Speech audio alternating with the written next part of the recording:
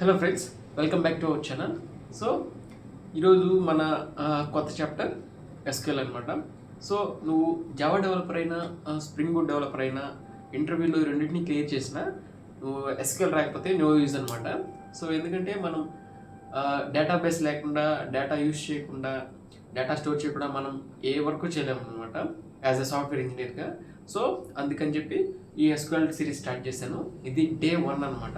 So from the basic నుంచి తెలుగులో అందరికీ అర్థమయ్యే విధంగా నేర్చుకుందాం. సో ఫస్ట్లీ ఎస్క్యూఎల్ అంటే ఏంటంటే స్ట్రక్చర్ క్వైరీ లాంగ్వేజ్ అనమాట. సో ఈ లాంగ్వేజ్ యూజువల్గా ఎందుకు యూజ్ అవుతుందంటే మనం డేటాబేస్తో కమ్యూనికేట్ అవ్వడానికి అనమాట. డేటాబేస్ అంటే ఏంటి, సింపుల్ వర్డ్స్లో చెప్పాలంటే it is the place where the data is stored అనమాట. సో ఫర్ ఎగ్జాంపుల్ కాలేజ్ తీసుకోండి, లేదా కంపెనీ తీసుకోండి, కాలేజీ తీసుకోండి, రియల్ వరల్డ్ ఎగ్జాంపుల్. సో కాలేజ్లో మన ఫ్యాకల్టీ డీటెయిల్స్, స్టూడెంట్ డీటెయిల్స్, ఇట్లాగా ఫీజు డీటెయిల్స్ అని చాలా డీటెయిల్స్ ఒక దగ్గర స్టోర్ ఉంటుంది అనమాట. సో స్టోర్ ఉంటుంది. ఇప్పుడు మనం ఏదైనా ఆ డీటెయిల్స్ మనకు అవసరం, ఈ రోల్ నెంబర్ గల స్టూడెంట్ నాకు కావాలి, ఈ డీటెయిల్స్ కావాలి, అతని ఫీజు ఎంత కట్టడో కావాలి, ఇలాంటి డీటెయిల్స్ కావాలన్నప్పుడు మనం డేటాబేస్తో మాట్లాడాలి కదా. ఇప్పుడు జావా, పైథాన్, C++, C#, ఇవైతే అలాగ లాంగ్వేజెస్. ఈ ఎస్క్యూఎల్ అనేది కూడా ఒక లాంగ్వేజ్ అనమాట. దీంతో డేటాబేస్తో కమ్యూనికేట్ అవ్వడానికి ఒక లాంగ్వేజ్ అనమాట. ఇది కొంచెం ఈజీగానే ఉంటుంది అనమాట, అంటే మన ఇంగ్లీష్ వర్డ్స్ లాగే ఉంటుంది. సో ఫస్ట్ దీనిలో క్వైరీస్ నేర్చుకోవాలన్నమాట. ఓకే, దీనిలో క్వైరీస్ నేర్చుకోవాలి. సో దీనిలో ఫస్ట్ క్వైరీస్ కంటే ముందు కమాండ్స్ అని ఉంటాయి అనమాట. సో ఎస్క్యూఎల్కి అర్థమయ్యేటట్టు కమాండ్స్ అని ఉంటాయి అనమాట. ఆ కమాండ్స్ ఏంటో ఈరోజు చూద్దాం. సో ఫర్దర్గా నెక్స్ట్ వీడియోస్లో మాట్లాడుకుందాం అనమాట. సో ఫస్ట్ దీంట్లో 4-5 టైప్స్ ఆఫ్ కమాండ్స్ ఉంటాయి అనమాట. సో అందులో ఫస్ట్ది డిడిఎల్ అంటే ఏంటంటే డేటా డెఫినేషన్ లాంగ్వేజ్ అనమాట. సో సెకండ్ డిఎంఎల్ అంటే డేటా మ్యానిపులేషన్ లాంగ్వేజ్ అనమాట. సో థర్డ్ డిక్యూఎల్ అంటే డేటా క్వైరీ లాంగ్వేజ్ అనమాట. ఆ తర్వాత డిసిఎల్ అంటే డేటా కంట్రోల్ లాంగ్వేజ్ అనమాట. Next TCL, the transaction control language అనమాట. సో యూజువల్గా ఒక ఫ్రెషర్కి ఈ 3 చాలన్నమాట. ఈ 3 ఉంటే కొంచెం బెటరు. ఇవి కొంచెం అడ్వాన్స్ టాపిక్స్ అనమాట. ఇవి ఉన్నా ఓకే, కానీ ఫ్రెషర్కి ఈ 3 చాలన్నమాట.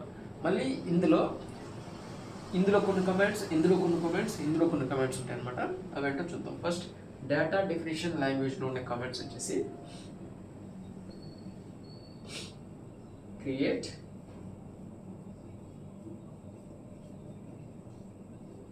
alter, truncate, drop, and the final rename. So ఇక్కడ క్రియేట్ ఏంటంటే మనం డేటాబేస్ని క్రియేట్ చేయాలన్నా, టేబుల్స్ క్రియేట్ చేయాలన్నా ఈ కమాండ్ వాడతాం అనమాట. ఓకే, ఫస్ట్ ఈ క్రియేట్ అని పెట్టి మనం టేబుల్ క్రియేట్ చేయాలనుకుంటున్నామా, డేటాబేస్ క్రియేట్ చేయాలనుకుంటున్నామా. సపోజ్ క్రియేట్ అనే టేబుల్ క్రియేట్ చేయాలనుకుంటున్నా, దాని ముందు క్రియేట్ టేబుల్ నేమ్, మనం ఏ నేమ్ అయితే ఇద్దాం అనుకున్నామో ఆ నేమ్ అనమాట. ఫర్ ఎగ్జాంపుల్ నేను స్టూడెంట్ అనే టేబుల్ క్రియేట్ చేద్దాం అనుకుంటున్నాను. Create table student.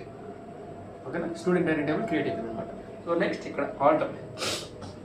ఆల్టర్ అంటే ఏంటంటే మనం నేను క్రియేట్ చేసిన టేబుల్లో రోస్ని క్రియేట్ చేస్తాను కదా, కాలమ్స్ని క్రియేట్ చేస్తాను కదా, ఆ కాలమ్స్ని ఏమన్నా మోడిఫై చేయాలంటే అని అప్డేట్ చేయాలంటే, ఓకేనా, స్ట్రక్చర్ని అప్డేట్ చేయాలంటే అనమాట, డేటాని కదా స్ట్రక్చర్ని అప్డేట్ చేయాలంటే ఆల్టర్ అని వాడతాం అనమాట. ట్రంకేట్ ఎందుకు వాడతామంటే నాకు టేబుల్లో కాలమ్స్ అలాగే ఉండాలి, కానీ కాలమ్స్లో ఉన్న డేటా మాత్రం డిలీట్ అయిపోవాలన్నమాట. అర్థమైందా? సో ఇప్పుడు సపోజ్ ఇక్కడ ఒక టేబుల్ ఉందనుకోండి, ఆ టేబుల్లో కాలమ్స్ అన్నీ స్ట్రక్చర్ అలాగే ఉండాలి, డేటా మాత్రం క్లియర్ అయిపోవాలన్నమాట. అందుకు మనం ట్రంకేట్ని వాడతాం అనమాట. సో డ్రాప్ అనేది ఏంటంటే మనం డేటాబేస్ని కానీ టేబుల్స్ని కానీ డిలీట్ చేయాలంటే డ్రాప్ అని వాడతాం అనమాట. సో ఇప్పుడు నేను డేటాబేస్ని డిలీట్ చేయాలా, డ్రాప్ డేటాబేస్ నేమ్ అనమాట ఇట్లాగే. సో నెక్స్ట్ రీనేమ్ అంటే డేటాబేస్ నేమ్ కానీ టేబుల్ నేమ్ కానీ రీనేమ్ చేయాలంటే, అంటే నాకు ఈ నేమ్ వద్దు ఇంకో నేమ్ నేను పెట్టుకోవాలనుకున్నానంటే సో మనం నీ నేమ్ అనే కమాండ్ యూజ్ చేస్తాం అనమాట. సో నెక్స్ట్ వచ్చేసి డిఎంఎల్ అనమాట. డిఎంఎల్ అంటే డేటా మ్యానిపులేషన్ లాంగ్వేజ్. ఇందులో ఉన్న commands insert, update, delete. So insert అంటే ఏంటంటే మనం క్రియేట్ చేసిన టేబుల్లో కాలమ్స్ క్రియేట్ చేస్తాం కదా, ఆ కాలమ్స్లో డేటాని ఇన్సర్ట్ చేయాలంటే మనం ఇన్సర్ట్ అనే కమాండ్ వాడుతున్నాం.